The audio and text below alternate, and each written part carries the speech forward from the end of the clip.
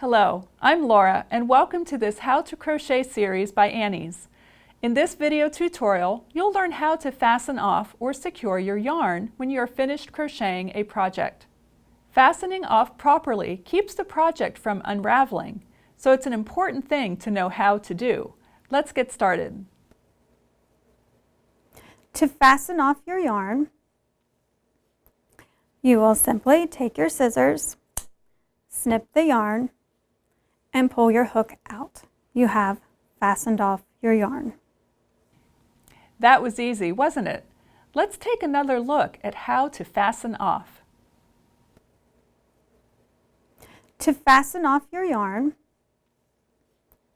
you will simply take your scissors, snip the yarn, and pull your hook out. You have fastened off your yarn. Thanks for watching.